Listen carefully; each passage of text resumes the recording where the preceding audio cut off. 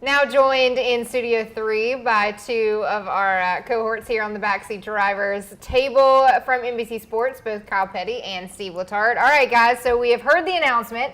Chicago Street Course, here we come for the NASCAR Cup Series. We haven't been to the Chicago market since 2019. Yep. So, KP, we'll start with you. How significant is it for NASCAR to be bringing a race back to the Chicago market? I think it's huge. I think going to LA, to the Coliseum, was huge.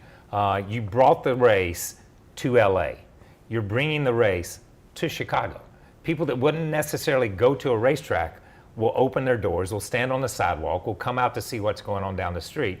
So it's a totally different audience, and that's what NASCAR has done a good job of doing, is taking the sport to the fans, for the fans that couldn't or wouldn't come to the sport. So I think it's huge for the sport. Yeah, I mean, I think it's our responsibility as a sport to give fans all across the country the opportunity to see it in person. I know we work on TV, and they're great on TV, but nothing in the world replaces being at a race in person, hearing the cars, seeing the stars. Yeah. It's great times. And then to be at a city kind of location in the streets, the event itself is going to be just completely nuts. It's going to be great. It's going to be an event. It's going to be a great time. Yeah, well, it will be 12 corners, 2.2 miles around the heart of Chicago. So what excites you the most about this street race? Because we're going to break the lap down unless you guys get an early view of what drivers will be taking on there in the streets of Chicago. But what's the most exciting part?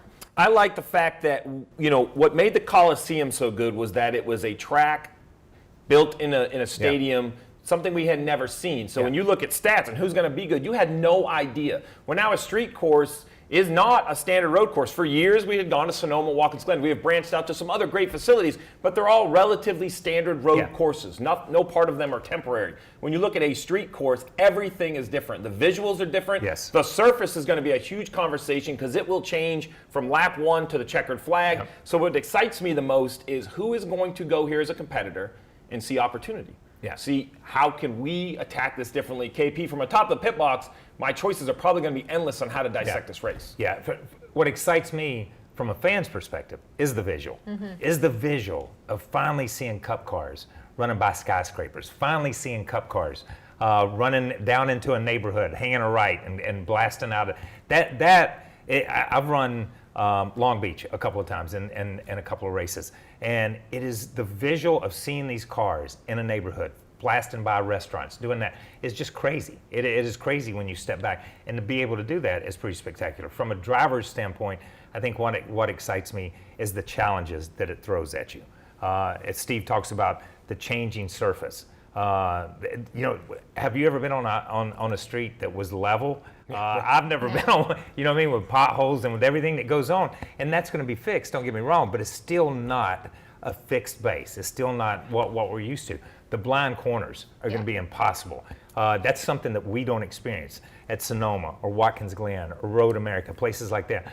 When you come up and that Jersey barrier is right there and you can't see around it, it's going to be nerve-wracking for a driver. So I think there's so many challenges that the drivers have never faced on an oval, have never faced on the road courses that we run, that, as Steve said, the drivers that look at it and say, opportunity, I'm going to go in here and kick everybody's rear end because I look at this as a plus, not the negatives that enter your mind. I think that's going to be exciting to see who rises to that. Well, we've talked on some of the course challenges, but I have to imagine when it comes to a street course, you can't make a mistake here.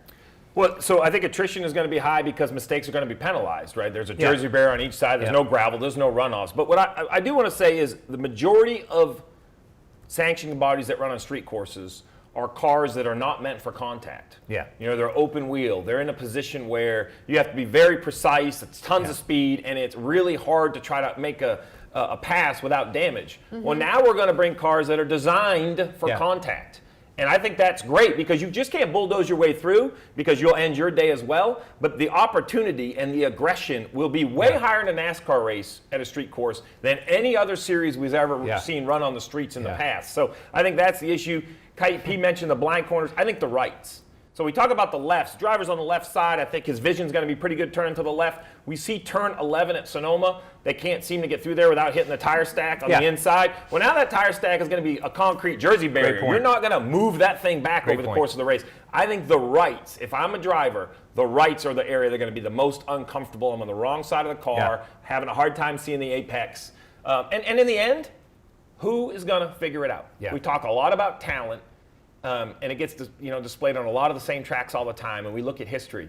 Well, this is just going to be raw ability. Yeah. Who can take a very heavy, overpowered car, low grip, and find their way through some of the most famous streets in the world? I mean, how could this not be awesome? It's going to be great. I can't wait to see it.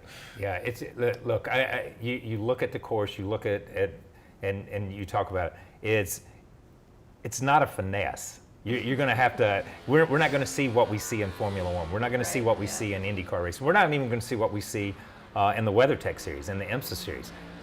These cars will take a little bit of a blow. You're going to see people leaning on each other. As you say, there's not a runoff area. What if I get position on you, Steve, and I just run down in the corner and ease you out? You got to stop.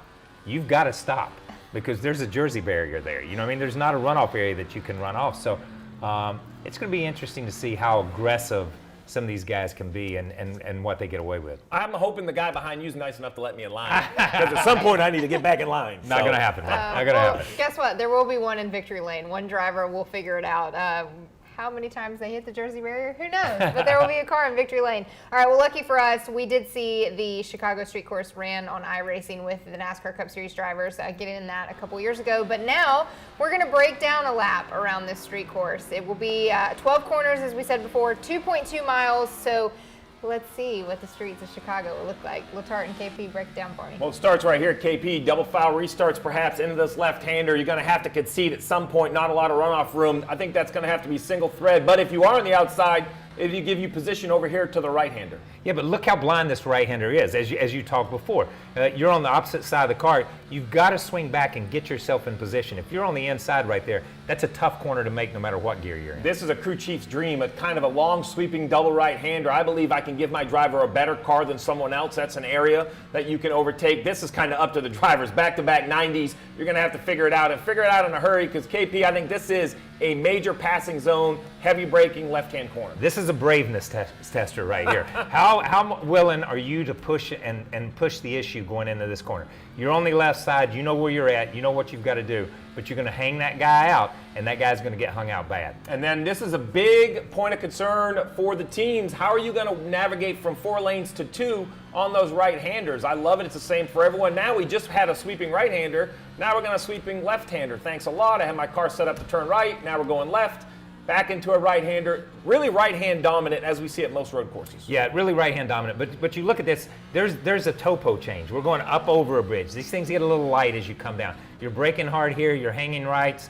Again, these blind corners are fascinating to me, and it's a blind right-hand corner. So I think the visuals of this racetrack are something like we've never seen before. You know what it provides I saw in that last corner, though?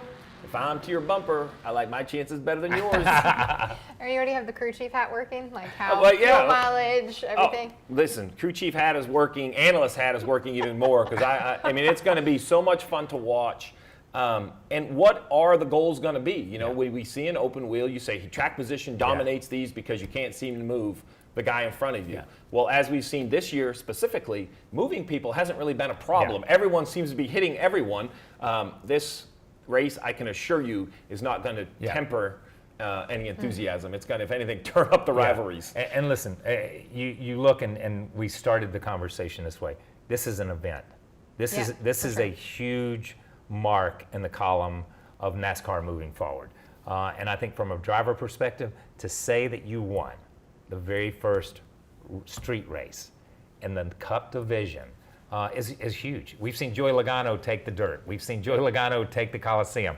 Is this a Joey Logano name already on the trophy? When you look at it like that. But I think when we look at those milestones in this sport, to be able to take our game, to be able to take the NASCAR game, to take the NASCAR sport and integrate it into a city landscape is a huge step forward, because nobody's building $600 and $700 billion racetracks anymore. We've got to find another place, and this is a great way. Yeah, quite the weekend for the NASCAR Cup Series. We're heading to the Chicago Street Course. You guys saw the lap broken down. Thanks both for joining me.